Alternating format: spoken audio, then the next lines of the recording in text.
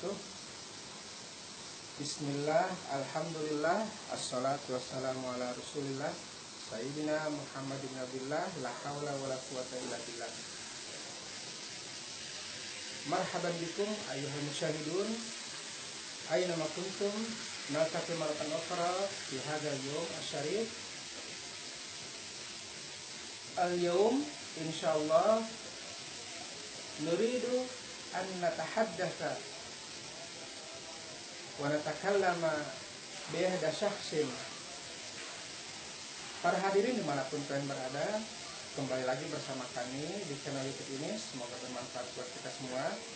Insya Allah pada saat ini kita akan berbincang-bincang dengan seseorang. Telah hadir bersama kami di sini, beliau seorang TKW yang sudah lama bekerja di Arab Saudi. Kita akan berbincang-bincang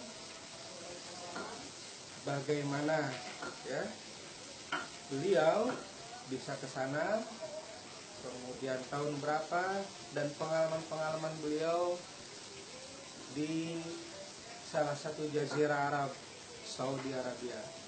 Baik, ayolah ikhwah, ayolah musyahidun. Assalamualaikum ya Umi. Salam. Sesmi. Gimana ya? Aneh lah. Ayo. Ismuha Ani. Ani. Ummu Ani, Ibu Ani.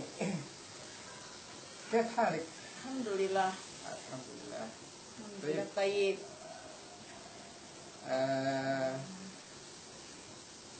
Kita akan berbincang-bincang, terutama saya akan ada beberapa pertanyaan yang perlu ditanyakan kepada Ibu Ani selaku yang dulu pernah menjadi TKW di Arab Saudi, sehingga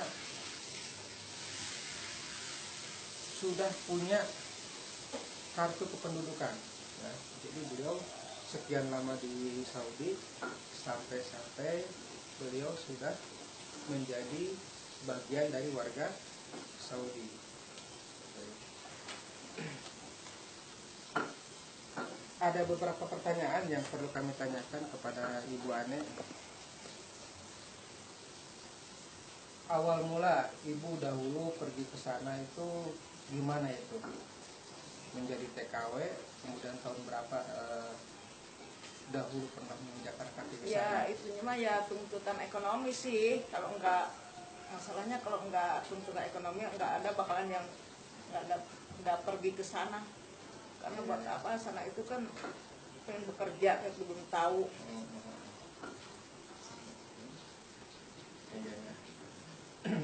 Memang kebanyakan yang pergi ke sana ya memang sebagaimana yang kita tahu adalah tuntutan ekonomi ya. Itu tahun berapa itu Bu tuh? Waktu itu 92.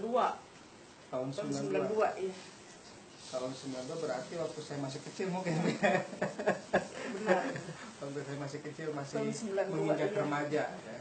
Tahun 92 berarti saya itu saat itu mungkin baru kelas 2 ya, 2 sanawiyah guys. Kelas 2 sanawiyah ya. Sampai tahun sekarang nih, tahun berapa nih? 2021 pulang. 2021. Iya.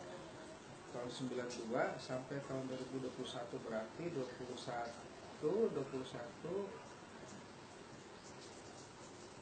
berapa tahun kira-kira ya? 27 28 ya? Ya hampir 27-8 tahun ya. 27-8 tahun beliau menjadi TKW, berarti udah apa namanya disebutnya sudah lama, senior lah gitu. Udah senior sana, sehingga beliau punya apa namanya kartu tanda penduduk di sana. Nah, jadi 28 tahun ya beliau tinggal di sana. Itu pengalaman apa itu Bu ketika di sana? Awal mula datang Ya awal mulanya kan kita nggak tahu mesti apa ya. masih itu diunjuk-unjukin, kerja ya diunjukin sama majikan. Ya pertamanya takut sih, karena kan orangnya beda. Lihat pengalaman, ya Allah, sampai di kamar mandi aja sampai dua jam saya menggigil aja nih, kedinginan. Lihat orang datang malam ke sini dijemput sama orang hitam yang tinggi besar, itu siapa pertama mah. Ada pengalaman yang lucu dari Ya. awal sampai sekarang ini? Yang lucu itu pagi-pagi kan majikan tuh mau pergi kerja, kerja itu terus dikasih tahu ini, katanya jangan buka, kalau ada yang ngetuk pintu jangan dibuka pintu katanya. Entarnya gimana ada yang begini katanya gitu. Nah majikan yang bilang, terus majikan itu telepon, kan dulu mah belum ada telepon, tahun 92 mah belum ada telepon, TV aja masih seperti koran ya, putih. Koran, hitam putih. Ada telepon itu nggak ngerti, dibilangin ngomongnya juga ngomong apa kan nggak tahu pertama. Ya anaknya nangis itu ya di mana ya, bilang udah aja pakai isyarat aja, takut orang ada yang ngetuk pintu yang nggak dibuka, takut majikannya bilang gitu. Pertama kali suruh masak itu ayam yang di pleser itu kan di sini belum, dulu mah nggak tahu, saya belum tahu pleser, belum tahu kan ayam itu di pleser ya. Mau itu dibelahin susahnya ampun. Langsung nggak tahu, harus dikeluarin dulu jadi di dada. Pokoknya banyak lah pengalaman. Iya, belum bisa. Berbahasa masih kan kalau pelajaran yang di rumah itu beda, ngomongnya beda ya, iya. Jadi nggak ngerti, tapi satu dua gitu ngerti. Ya, memang kalau menyangkut dengan bahasa memang kalau di kita kan para pelajar dan mahasiswa itu kan bahasa fusha, bahasa resmi ya. Tapi ya enggak, kalau yang sehari-hari itu kan bukan yang itu ngomongnya, bukan yang fusha ya, beda lagi. Jadi apa yang kita pelajari di Indonesia di sekolah-sekolah dengan cuman mirip-mirip doang, babun. Bahkan ada yang mengambil kesimpulan antara bahasa fusha dan bahasa Amiyah dikarenakan orang Arab itu maunya simpel gitu kan. Iya. Jadi kalau menggunakan bahasa fusha itu mungkin terlalu lama gitu, panjang kalimatnya kalau bahasa fusha. Lagian orang sana itu enggak ngerti kalau ngomong yang bahasa begitu, kalau beli apa-apa di warung itu enggak ngerti bahasa apa katanya gitu, enggak ngerti. Banyak jamaah umroh yang ngomongnya begitu, apa katanya, sering nanya ke saya gitu, apa, oh itu beli ini kata saya, oh ini kembaliannya berapa gitu. Enggak, banyak jamaah umroh yang datang itu enggak ngerti, itu orang pedagang itu di situ kan enggak ngerti, mah nanya lagi ke saya itu gimana. Jadi berkaitan dengan bahasa, ternyata bahasa fusha di Saudi sendiri ya, untuk keseharian tidak dipakai. Mereka tidak menggunakan bahasa fusha, tapi bahasa Amiyah, bahasa sosialisasi, bahasa pergaulan sehari-hari. Dan bahasa fusha itu biasanya dipakai di lembaga-lembaga pendidikan, perkantoran, kuliahan, dan lain sebagainya. Mungkin di kerajaan-kerajaan atau di kementerian-kementerian itu mereka menggunakan fusha. Bahasa fusha itu adalah bahasa resmi untuk ditulis di kata-kata untuk bikin surat, iya. Untuk dalam surat menyurat, di surat kabar, berita dan sebagainya itu menggunakan bahasa fusha. Tapi bahasa Amiyah dipakai oleh mereka sehari-hari, menggunakan bahasa Amiyah. Dan yang lebih uniknya lagi, heran, orang Arabnya sendiri tidak tahu bahasa fusha, yang mereka tahu itu bahasa pergaulan sehari-hari. Bukan orang Arab, kan di sana banyak pendatang ya. Misalkan banyak pendatang, penjual itu. Kalau ada jamaah umroh yang dari Indonesia menggunakan bahasa itu nggak ngerti apa sih gitu. Gitu. Jadi banyak kan orang Bangladesh yang jualan di sana itu. Negara lain. Mungkin orang Arabnya juga mungkin nggak banyak tahu. Nggak tahu. Memang yang setahu saya Bu, dari rekan sendiri bahwa orang Arabnya sendiri pun jarang banyak yang mengerti bahasa fusha. Mereka tidak paham bahasa fusha, tapi yang mereka paham adalah bahasa Amiyahnya, bahasa gaul sehari-hari.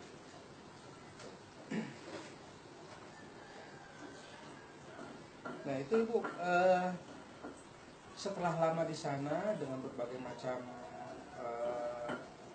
pengalaman, sya'urti husna na'am sa'id, dan ibu merasa sedih dan gembira bahagia di sana, itu mula-mula mendapatkan atau apa, menjadi penduduk di Saudi Arabia itu ketika sudah menginjak berapa tahun itu tuh? Jadi apa, punya KTP kalau orang Indonesia bilang? Sebenarnya ya masuk situ itu 3 bulan itu kan di sini itu ya pelaturannya itu kan majikan itu 3 bulan itu harus punya KTP. Kalau cuman kalau dulu kan kita mah harus pergi resmi ya, harus diurusin 3 bulan nggak dibikin KTP ada sanksinya gitu. Oh, tapi di sini kan itu majikan yang ngurus-ngurus. Kalau kita nggak tahu menau, saking lamanya di situ ya ganti majikan yang cuman nggak majikan ini yang bebas. Semenjak datang itu paspor sama itu KTP itu dipegang. Kalau udah bikin paspor, ini paspor kamu, ini itu kamu, KTP kamu, itu majikan. Cuman majikan ini aja yang terakhir nih yang bebas. Kalau yang dulu mah enggak, paspor itu semenjak datang itu enggak pernah di itu paspor KTP sebenarnya punya KTP tapi dipegang majikan. Sekarang yang 15 tahun ini sama majikan ini paspor sama KTP itu dari airport itu datang tuh langsung dikasihkan, saya enggak dikit sama majikan gitu. Itu jadi bebas. Berarti Bu Haji Ane dari tahun 92 sampai 2021 itu udah berapa kali pindah majikan gitu? 2-3 tahun di Riyadh. Pertama itu 92, 96 sampai 96 di Riyadh. Alhamdulillah pertama pergi haji itu di Riyadh tuh, alhamdulillah tuh pakai uang sendiri tuh, alhamdulillah hajian kita. Dulu mah hajian itu cuman 1.800 3 bulan gaji, karena kan gaji pertama itu 600 real. Terus kedua kan 2 tahun sekali pulang ya, itu 3 tahun ya. Ketentuannya kan 2 tahun itu apa ya? Itunya di sana 2 tahun. Kita nambah 1 tahun jadi 3 tahun karena pengen hajian. Enggak cuti, jadi tambah kontrak.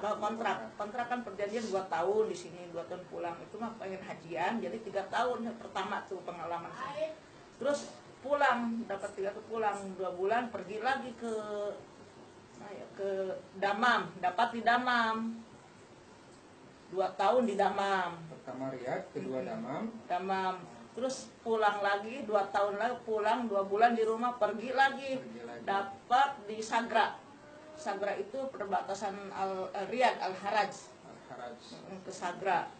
Sampai 2 jam ke sana. Dari Riyadh ke Sagra itu 2 jam. Pakai mobil. Udah di situ pergi lagi, pulang, pergi lagi ke Abu Dhabi. Di Abu Dhabi dapat 2 tahun.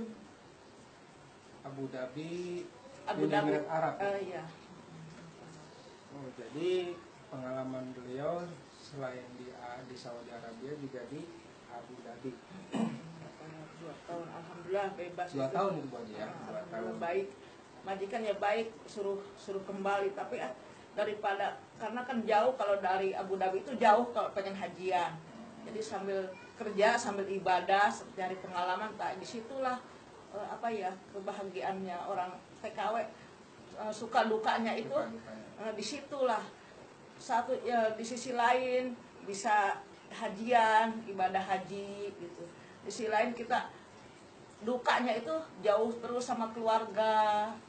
Dukanya itu sedih, kadang-kadang kita kan kalau Lebaran, kalau apa kan kita nggak kumpul. Biasanya dekat dengan anak, suami, tapi jauh. Berarti udah saya senang sekian kali Lebaran ya. Udah belasan kali Lebaran jauh dari keluarga.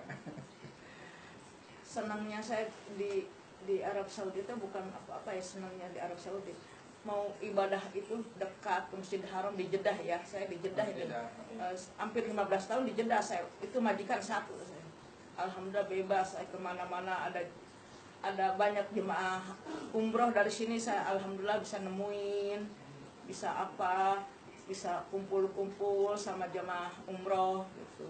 Itu Bu Haji selama di sana pernah nggak ketemu dengan jemaah umroh atau jemaah haji asal dari Indonesia dari daerah sendiri Jatisari atau daerah mana gitu, orang Sunda lah gitu yang dekat? Ya alhamdulillah sih kemarin sebelumnya pulang itu alhamdulillah dari travel mana ya Pak Ustadz apa ya di sini ada di sini sama Haji Oke semua. Oh, Haji Oke. Ketua Haji Oke semuanya ketemu sih setiap itu juga. Ya kadang-kadang kebanyakan orang lagi hajian juga orang Bekasi orang mana-mana kan di situ ketemu alhamdulillah nanya-nanya sih itu orang Bekasi ada orang Karawang ada orang ya kemarin itu ya sekampung ini yang umroh itu. Oh, yang umroh. Itu kalau boleh saya tahu itu jarak Masjidil Haram dengan bandara jauh nggak itu kira-kira? 1,5 jam. 1,5 jam. Berapa kilo ya? Enggak apa gitu kilo. Pokoknya bisa pulang pergi lah dari Bandara King Abdul Aziz lah ke itu mah ke Masjid Haram ke Mekah orang dekat di Jeddah itu kan saya. Kalau pengen umroh di Jeddah itu hari Jumat ya pagi jam 6 pergi kalau di sana makan. Jadi asar itu maghrib udah kembali ya enak cuman tawaf doang sama sa'i. Asar maghrib Iya. cuma 2 jam 3 jam. Iya. Udah kembali lagi. Oke. Itu kalau boleh tahu nih Mbak Haji nih, kan berarti besar inti di awal ini Saudi. Relatif. Awal ini ya 600 real. Sistemnya real. Sistemnya real ganti lagi 800 naik setiap itu iya. Terus 1000 sampai 1.300 ya setiap bulan pasti itu ditambah gitu. Sampai sekarang 3.000 alhamdulillah. Nah, jadi saya bertanya kepada beliau dulu pertama kali ke sana itu dengan gaji berapa, beliau menjawab 600 real, 800, 1000 sampai saat ini 3.000 ya Bu ya? Iya, 3.000 real. Itu dari tahun 92 beliau menginjakkan kakinya di Saudi Arabia. Terus buat ini buat pesan dan kesan buat para TKW di sana, masih gimana kira-kira buat untuk yang baru-baru Ibu Haji kan sebagai senior yang sudah lama puluhan tahun 28 tahun tinggal di sana dan merasakan pahit manisnya hidup di sana gimana? Ya pesannya itu ya terutama kalau di negara lain itu terutama kita harus jujur ya apapun kita harus jujur duanya harus apa ya jujurlah pertamanya jujur itu modal utama itu jujur gitu. Apa adanya jangan sampai karena orang sana itu kalau udah kelihatan kita baik dilihat baiknya terus baik orang sana ya tapi kalau udah kelihatan jelek kepercayaan itu udah nggak ada. Mungkin nggak ada lagi maaf nggak dikasih maaf lagi walaupun kita apapun sebaik apapun kita kalau udah udah kelihatan nggak baik satu kali kelihatan nggak baik udah nggak bakalan percaya lagi orang sana. Tapi kalau kita udah kelihatannya baik walaupun gimana tetap baik aja di itunya sama majikan alhamdulillah di situ gitu menurut pengalaman saya gitu. Makanya hati-hati kalau orang jangan sampai kalau dipercaya sama orang sana udah jangan sampai mentah-mentah dipercaya jangan kita harus istiqomah aja istiqomah aja kita begini harus lurus aja nggak boleh gitu. Tapi kalau enggak udah nggak percaya orang sana nggak bakalan percaya lagi. Kita nemuin apa-apa kasihkan sama majikan itu nyoba majikan itu nyoba ya kita misalkan uang naruh apa-apa jangan sekali-kali kita pengen ini uang segini mau diambil enggak harus dikasihkan dulu gitu ngetes iya jadi gitu itu perjalanan sana itu jadi dia nilainya ini orangnya baik kalau kita udah ada segini aja diambil ya udah majikan itu enggak bakal percaya lagi udah gitu. Lihat apa-apa enggak boleh gitu harus dikasihkan sedikit aja diambil apalagi besar bahaya timbul ketidakpercayaan. Kita kalau dipercaya belanja apa kan nggak nanya itu kembaliannya kita kasihkan aja kembalian segini ini kalau kita mau beli apa-apa ya jujur aja ini uangnya dibeliin ini gitu. Pengalaman, menurut pengalaman saya gitu, sepeser pun jangan, kalau kita oh ini uang segini nggak bakalan, walaupun nggak nanya, dia itu harus kembaliin. Pokoknya harus hati-hati lah di namanya di rumah orang, walaupun di sana itu nggak lama nggak baru ya, tetap aja kalau itu pelaturan harus begitu. Tapi kalau orang udah lama jadi agak beda gitu, udah majikan percaya, itu percaya banget. Makanya hati-hati gitu. Baik, para hadirin dan para penonton dimanapun kalian berada, itulah sepenggal cerita dan kisah beliau selama 28 tahun di Arab Saudi. Beliau sebagai TKW untuk menunjang kehidupan keluarganya sehari-hari. Terus ada lagi ya, buat apa ya, buat itu para pejuang ya, pejuang kisah. Pejuang itu kita itu mau berusaha niat di rumah itu mau nyari apa ya, membantu ekonomi kan ya, membantu suami ya, maksudnya gitu. Jangan sampai di sini niatnya apa ya, di sini niatnya mau ngebantu suami ekonomi, maksudnya mau bikin itu ya, kita mau usaha aja ke sana. Di sananya beda lah, jangan begitu ya ibu-ibu, apa siapa aja ya, kita seperjuangan, jangan sampai teman-teman seperjuangan, jangan sampai kita ganti apa ya, tujuan. Kita niatnya di sini mau itu ke sana, kebanyakan bukannya apa ya, kebanyakan itu udah ke sana itu ganti, jangan sampai begitu. Kita niatnya harus, kita harus lurus lah kalau punya niat itu. Insya Allah kita jadi lelah kita, alhamdulillah, insya Allah kalau begitu lelah kita jadi barokah, alhamdulillah. Uangnya kita barokah. Jangan Semoga sampai lelah beliau menjadi lilah ya. Ya. Jadi niatkan apa yang dianjurkan beliau sebagai seorang sepuh yang telah merasakan lamanya hidup di sana. Anjuran beliau, niatkan dari rumah untuk niat yang baik bekerja di luar negeri. Apapun di negara mana saja, jangan sampai sudah tiba di negara orang niatnya berbeda. Nah, ini yang membahayakan buat dirinya masing-masing. Emang sih banyak apa ya, masukan, pokoknya banyak lah itu. Kita harus, pokoknya harus teguh, kuat, istiqomah dalam niat, jaga niat awal dari rumah. Emang banyak ya. Baik para hadirin dan dimanapun kalian berada, inilah pengalaman-pengalaman beliau, sepenggal kisah pengalaman beliau yang sudah 28 tahun. Bagaimana dengan Anda yang sudah hidup di sana?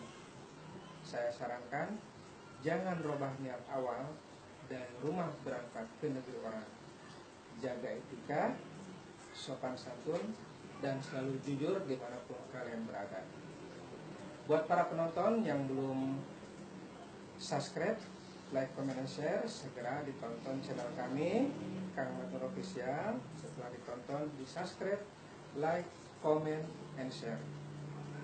Syukran ya Umi. Hakada muhadatsatuna al-yawm aw hiwaruna al-yawm insyaallah naltaqi ma'akum fil ati. Wassalamualaikum warahmatullahi wabarakatuh. Wassalam.